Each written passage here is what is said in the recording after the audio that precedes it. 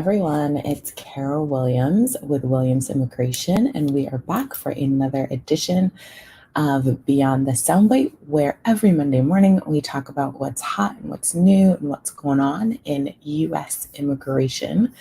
So I want to dive right in. The first thing I want to talk to y'all about is the International Entrepreneur Parole. So we know that the current White House administration under President Biden has brought that rule back. It was initially set out for us under the Obama administration, and the prior White House administration put a significant hold on it. So now that it's back, I've been talking about it for a couple of weeks now, and now we have a form and we also have a filing fee. So that is all good news. We are moving forward with this. The agency is moving forward. So I wanted to let y'all know that. And this parole allows for non-U.S. citizen immigrants to come into the United States and essentially run their startups. If they have already gotten some seed funding, and they can show a really solid business plan, they are allowed to come into the United States on this parole program and run their business and basically live their dream. And they're also allowed to bring their dependents. So I wanted to let you know that we now have a form, which is fantastic.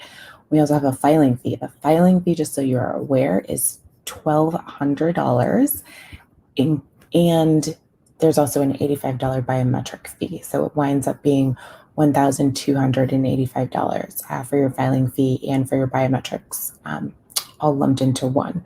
So if you have any questions on that International Entrepreneur Parole Program, feel free to drop a comment below, or you can send me a DM, or you can call the office at 954-903-1337, and we are more than happy to have a chat with you about that.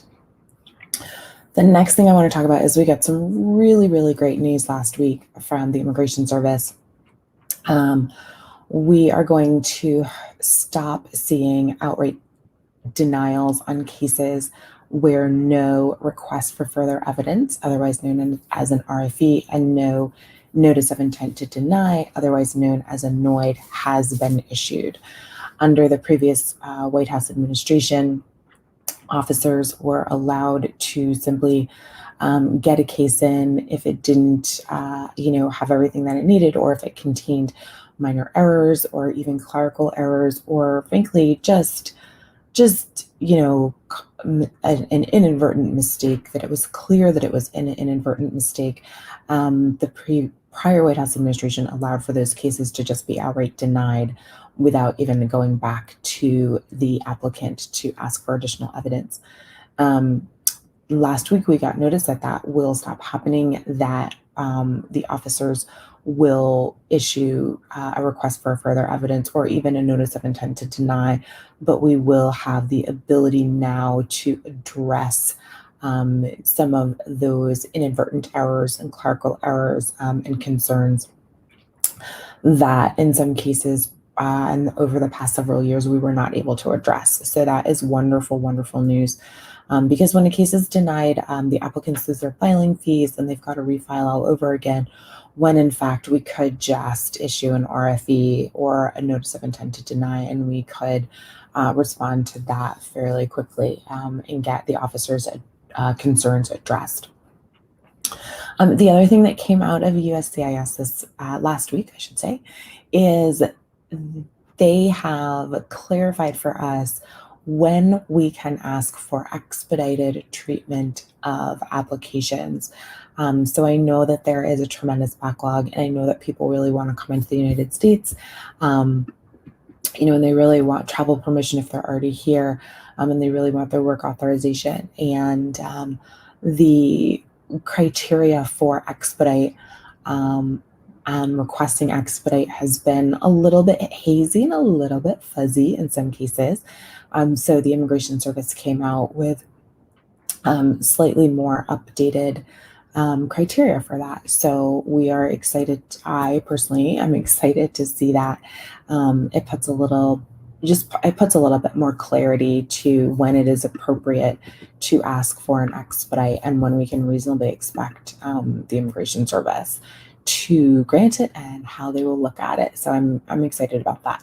And so we can request an expedite if there was clear USCIS error, right? We can also request an expedite if one of the U.S. governmental agencies will actually benefit from expediting our requests, or if we have an emergency or urgent humanitarian reasons for a request.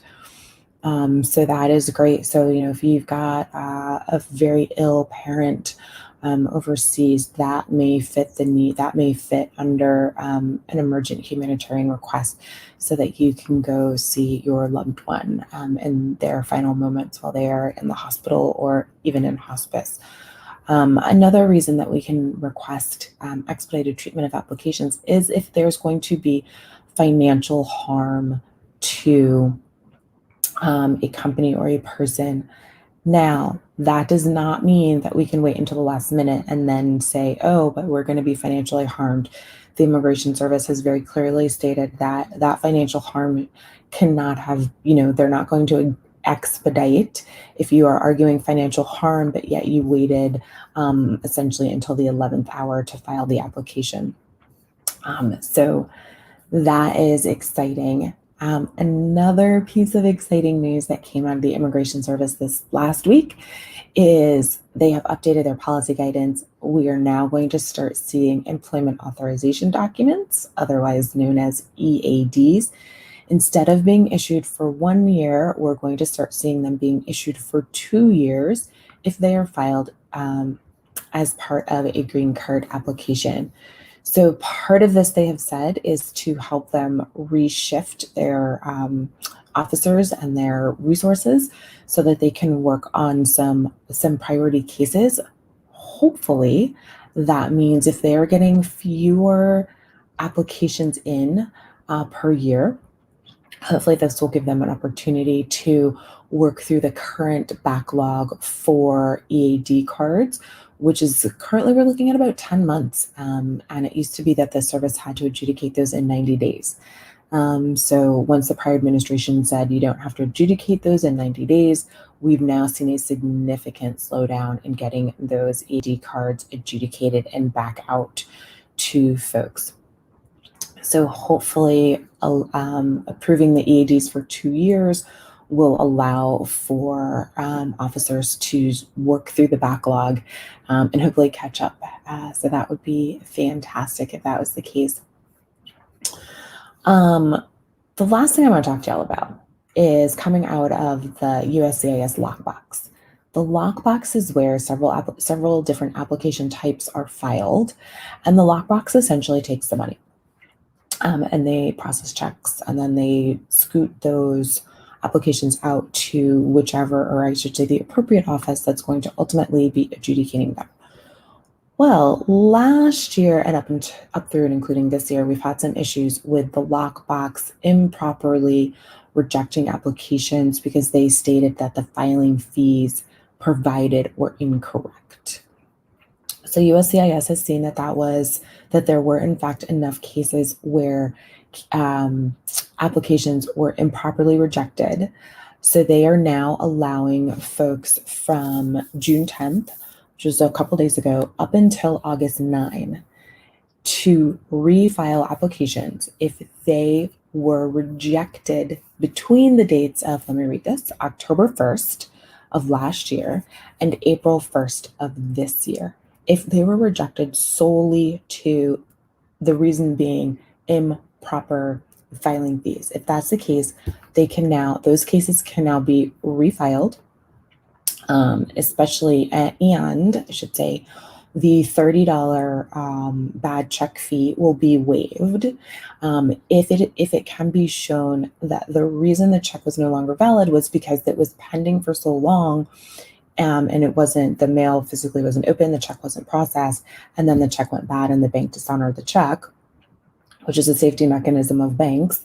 Then USCIS will not only receipt in the application as of the original day it was filed, but also they will not charge the $30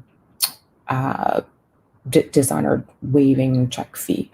So that's great news. So if you have an application that was rejected solely for improper fees that was filed at the lockbox, there is now a little bit of relief, but I would say don't wait, act on that as soon as possible.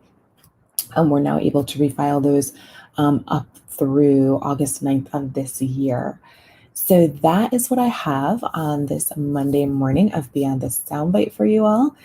If you have any questions, like I said, you can drop them in the comments, or you can feel free to call me, Carol Williams, at Williams Immigration at 954-903-1337. And we are happy to have a chat with you about your immigration needs.